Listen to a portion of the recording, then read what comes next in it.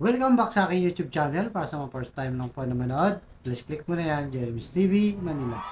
Anyway guys, wala nang bayad o libre lang, tulong mo na lang din sa kapwa mo. Alright, thank you very much po. So topic natin po today's reflection, nasa tema pa rin tayo ng, siyempre, ng Pasko.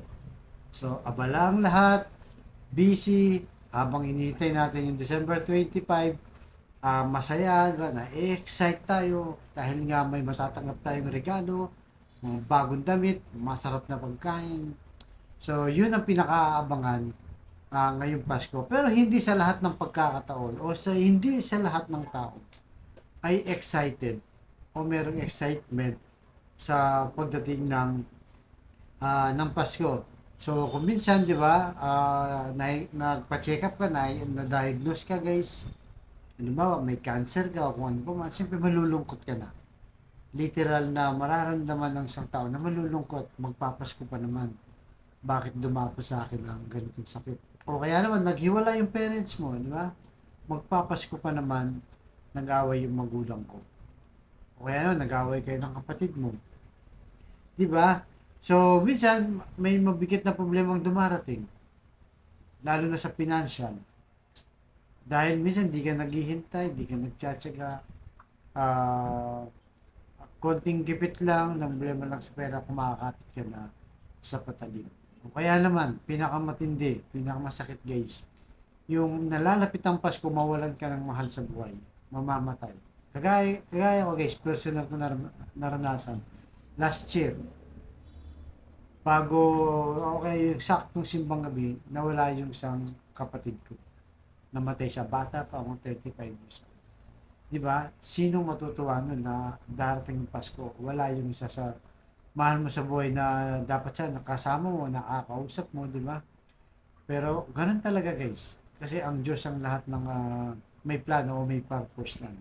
Kailangan tanggapin. Pero sa kabila naman ng guys, kahit na namatayan kami, so nagsisimba pa rin kami ng madaling araw, simbang gabi. Tapos pag uwi mo, nakaburol yung kapatid mo. So, matindi guys. So, yung excitement nawawala. Kasi, sige, siyempre, nararamdaman natin yan bilang isang tao, di ba? Kaya, minsan, bukod dun, mga problemang malala. Habang sinusolusyonan mo, lalong lumalala. Di ba? Lalong dumadami yung problema. Kambal-kambal pa. Kaya nga, ayon sa Salmo, chapter 37, verse 7, pumanatag ka sa piling ng Panginoon at matyagang maghintay sa gagawin niya. Huwag mong kainggitan ang masasama na gumiginhawa kahit pa matagumpay ang masasamang plano nila. Guys, napakagandang balita, 'di ba? Mensahe mula sa Biblia. Kaya nga yung sinabi natin na hindi ka excited, dumapong lahat ng mga problema mo, magpapasko pa naman, napakaganda.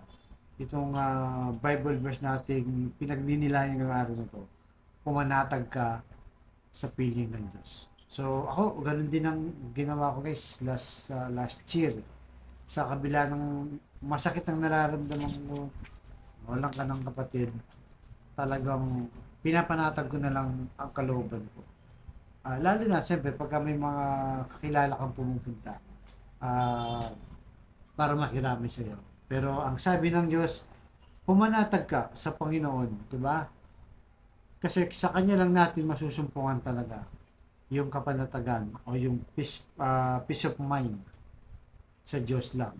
Kasi hindi natin tansyado ang buhay. Walang kasiguraduhin ng buhay na ngayon nandito tayo pero sa susunod na araw wala ka na. O isa sa mga pamilya mo o kaya naman bigla kang nagkaroon ng mabigat na problema. So, importante guys, nandyan yung presensya ng Diyos. So, parang mga ano, di ba, mga anak natin, pag mga maliliit pa, di ba? Pagka pumunta ka sa playground, ako minsan na nung panahon na yun, ng mga bata pa, yung mga anak ko guys, naglalaro sila sa loob ng mall, di ba? May mga palaruan dyan. So, habang naglalaro yung mga bata, siyempre, tinitignan ka. Ngayon, pag nakita ka na nila, ay, nandun si daddy. O, tuloy ang laro, di ba? Tuloy ang laro. Kasi kampante sila, nandiyan ang presensya mo, nakikita ka. Pero subukan mo guys, lalo na sa mga maliit na bata, na mawala ka sa paningin. Kunwari, magtago ka, umalis ka. iiyak yan. Dahil hindi sila komportable, feeling nila, nag-iisa na lang sila at wala nang magpoprotekta sa kanila o gagabay sa kanila. Ganun din sa Diyos. Diba? Yung presensya ng Diyos napaka-importante. Ano man ang kalagayan natin sa buhay, pag yun ang nilagay mo. Diba? Sa iyong puso't isipan, magiging kampante ka, ano man ang dumating na pagsubok. Kahit mabibigat man yan. Tapos yung iba, di ba? Nagkakaroon ng konting problema, kumakapit na sa patalim. Dumidiskarte ng sarili. Kaya waiting in God, not wasting time. So yung paghihintay natin sa Diyos, yung pagtsatsaga natin, hindi yan walang kabuluhan. Importante lang. Kaya nga sabi ko sa inyo lagi na sa tamang panahon, ano man ang bibigay mo, bibigay. Ano man ang hilingin mo, ibibigay ng Diyos. So kahit sa paligid mo guys, ma-ascension na yung kakilala mo. Yung mayaman siya, ikaw, ganun ka pa rin, walang nagbabago. Alam mo naman gumagawa lang siya ng masama. Ayahan mo lang. At yung ending niyan guys, hindi maganda kasi sama-sama kinukuha yung kanyang pag-asenso. Kaya manatili tayo sa Diyos, sa kanyang presensya. Kaya ngayon, sa kapatid natin nanonood sa aking vlog, may matindi ka mong karamdaman, financial at relasyon. Sabayan mo ako sa napakasimpleng dasal. Kung ikay maniwala, magtiwala sa Diyos, lalong-lalo na kung ikay may pananampalataya, tsak yun ay ibibigay ang anumang yung kahilingan sa pangalan nating Panginoong Yesus. Sabi mo na lang, Lord, i-bless niyo po ang kapatid namin ngayon nanonood sa aking vlog na may matinding karamdaman. Stage 4 cancer na, Lord. May taning na po sa buhay. Bedridden na, Lord. At kung ano pa mong mabibigat o masasakit na salot na dumapo o karamdaman sa kanyang katawan. Ipuhin niyo po, Lord, ng inyong mapagpagaling na kamay. Haplusin niyo po, Lord. Liyakapin niyo po ang kapatid namin po. Tanggalin niyo po ang kanyang mga nararamdaman. Ganon din po sa mga pamilyang nagkawatak-watak, nagkasira-sira dahil sa hindi pagkakaunawaan. Ibalik niyo po ang magandang sa Manila, pagbigis-bigisin niyo po. At sa pinansan, Lord, na kailangan namin lahat, lalong-lalo na po sa mga kapatid namin, walang-wala, ultimong pambili ng bigas, ng ulam, pambawon sa mga bata, pambili ng gamot, o pambayad sa bahay ng upa.